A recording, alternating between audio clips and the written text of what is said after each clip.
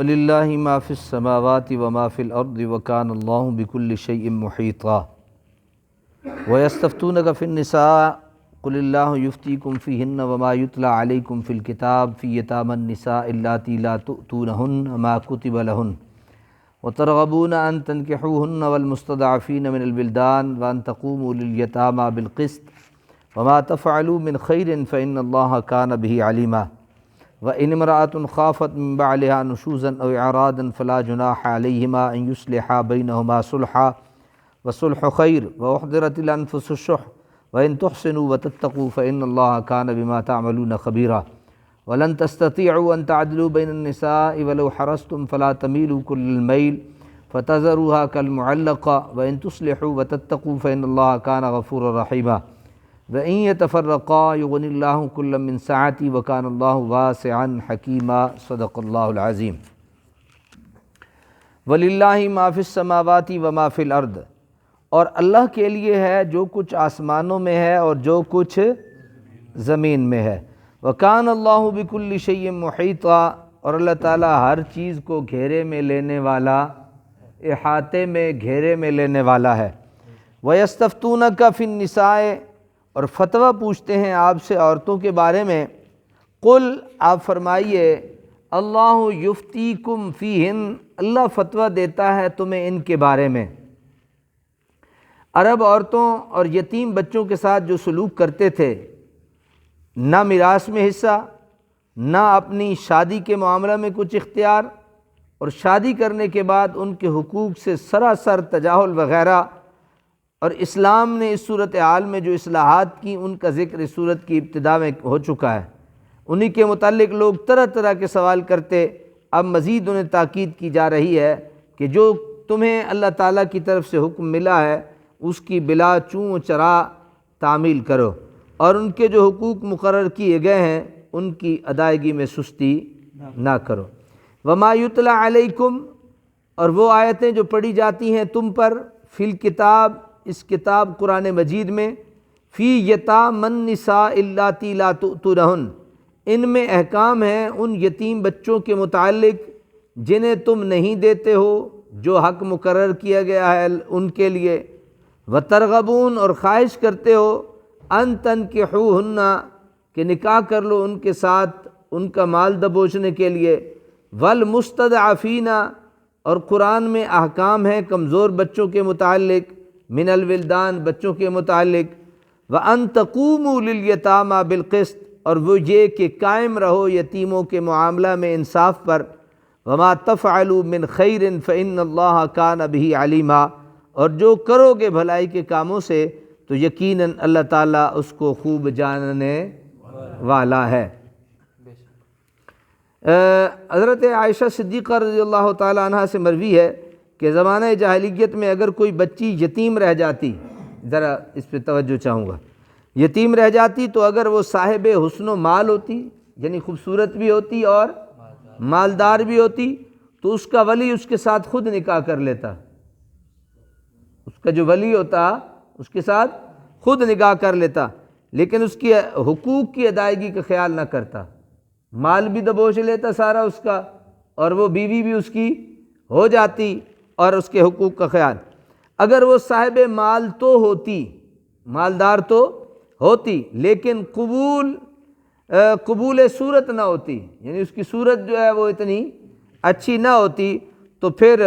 جو ہے وہ سرے سے کسی سے شادی نہ کی جاتی، اس کی شادی نہ کی جاتی، تاکہ اس کے حقوق کا مطالبہ کرنے والا ہی کوئی نہ ہو۔ یعنی مالدار تو ہو لیکن خوبصورت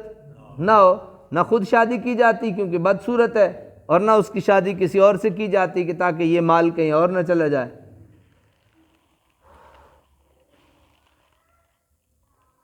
اور وہ خود ہی اس کے مال کو ہضم کر جائے۔ اور اگر نہ وہ خوبصورت ہوتی اور نہ وہ مالدار ہوتی، پھر اس کو اپنی مرضی سے کسی کے پلے باندھ دیا جاتا، جس کے ساتھ مرضی نکاح کر دیا جاتا، اور اس کا مہر وغیرہ ولی خود وصول کرتا، مہر بھی خود وصول کرتا۔ ان تمام چیزوں کی ممانعت کر دی گئی، ترغبون کا کوئی صلہ عن یا الا ذکر نہ کرنے میں یہ حکمت، اس کا موصول کا صلہ ہوتا ہے تو کہا یہ صلہ ذکر کرنے میں اس کی یہ حکمت بھی ہو سکتی ہے کہ عبارت تمام صورتوں پر حاوی رہے اور حسب حال صلہ مقدر مان لیا جائے۔ آیت کا مدعا یہ ہے کہ یتیم بچوں کے جن حقوق کا پہلے ذکر ہو چکا ہے وہ ہر وقت اور ہر حالت میں مد نظر رہیں۔ یتیم بچیوں کی طرح بچوں کے ساتھ بھی بے انصافی نہ کرو،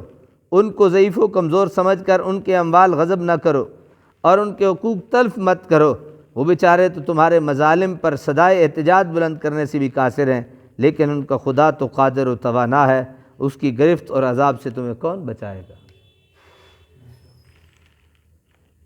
وَإِنِ امْرَأَةٌ خَافَتْ، اور اگر کوئی عورت خوف کرے، مِن بَعْلِهَا نُشُوزًا، اپنے خاوند سے اس کی زیادتی کا، او اعراضاً یا روگردانی کی وجہ سے، فلا جناح علیہما، تو کوئی حرج نہیں ان دونوں پر، ان یصلحا بینہما صلحا، کہ صلح کر لیں وہ آپس میں، والصلح خیر، اور صلح ہی دونوں کے لیے بہتر ہے۔ فرمایا نا اگر کوئی عورت خوف کرے، بعض اوقات بیوی دائم المریض یا بانجھ ہوتی ہے، ہمیشہ کی بیمار یا بانجھ ہوتی ہے، اس کی شکل و صورت غیر پسندیدہ یا اس کا مزاج تند و تیز ہوتا ہے، یا کبر سنی کی وجہ سے مرغوب خاطر نہیں رہتی اور مرد چاہتا ہے کہ اسے طلاق دے دے اور کسی دوسری عورت سے شادی کر لے، یا کسی کی دو بیویاں ہیں ان میں سے ایک مذکورہ بالا وجوہات کی باعث اب اس کے لیے وبال جان بن گئی ہے اور وہ اسے طلاق دینے کا ارادہ کر رہا ہے، تو ایسے موقعوں کے لیے عورت کو بتایا جا رہا ہے اگر وہ اپنے خاوند کے ساتھ رہنے کو اس کی جدائی پر ترجیح دیتی ہے تو اسے اجازت ہے کہ وہ اپنا مہر معاف یا کم کر کے اپنے حقوق کے زوجیت سے دوسری بیوی کے حق میں دستبردار ہو کر یا اپنے نفقہ کے بار کو بوجھ کو ہلکا کر کے خاوند کے ساتھ مصالحت کر لے تاکہ وہ اسے طلاق نہ دے۔ سمجھ آ گئی؟ یا اس کی کوئی وضاحت چلیں میں کر بھی دیتا ہوں۔ قرآن فرماتا ہے کہ جدائی اور افتراق سے بہتر صلح ہے، مرد کو بھی یہی کہا جا رہا ہے اور عورت کو بھی، یہ ہر وقت ایک ہی بات ذہن میں رکھ لینا، طلاق دے دیں پھر مجھے طلاق دے دیں، میں تجھے طلاق دے دوں گا، یہ جو طلاق والی دھمکی اور تلوار ہے نا، اس سے بہتر صلح ہے، اس سے بہتر صلح ہے۔ بیوی کو کہا جا رہا ہے کہ تو اپنا مہر یا معاف کر دے، جو دوسری بیوی وہ لانا چاہتا ہے لے آئے، یا اس کی ہے تو وہ رہے، تو اپنا حق مہر معاف کر دے، ان وجوہات کی بنا پہ یا بہت بوڑھی ہو چکی ہے، یا خوبصورتی ختم ہو گئی ہے، یا بانجھ پن آ گیا ہے، اولاد نہیں پیدا ہوتی، یا جو ہے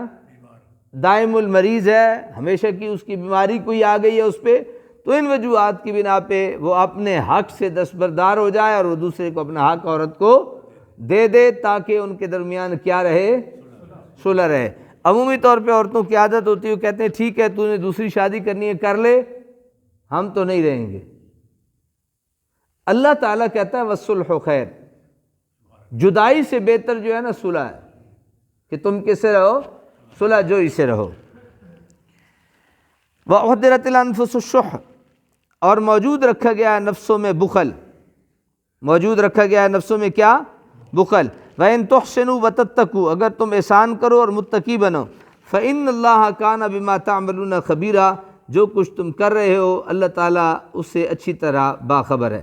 یعنی ہر شخص یہ ہے نا وَأُحْضِرَتِ الْأَنفُسُ الشُّحَّ، کہ موجود رکھا گیا ہے نفسوں میں بخل، یعنی ہر شخص مرد ہو یا عورت اپنے فائدہ سے دستبردار ہونے میں بہت بخیل ہے، بہت کیا ہے؟ بخیل ہے، اور وہ اس کو بخوشی گوارا کرنے کے لیے بہت کم ہی آمادہ ہوا کرتا ہے۔ مرد میں بھی اور عورت میں بھی یہ چیز موجود ہے۔ مردوں کو ہی ترغیب دی جا رہی ہے کہ وہ احسان اور اعلی ظرفی سے کام لیں اور اپنی نامرغوب بیوی کے ساتھ بھی اس نے سلوک کریں اور اس کے حقوق کی پاسداری میں اللہ سے ڈرتے رہیں۔ دل بھر گیا ہے، چڑھ گیا ہے دل، ٹیسٹ بدلنا چاہتے ہیں۔ میں تھوڑا سا آگے نکل گیا شاید آپ، لیکن ساری چیزیں موجود ہیں تو ان کے لیے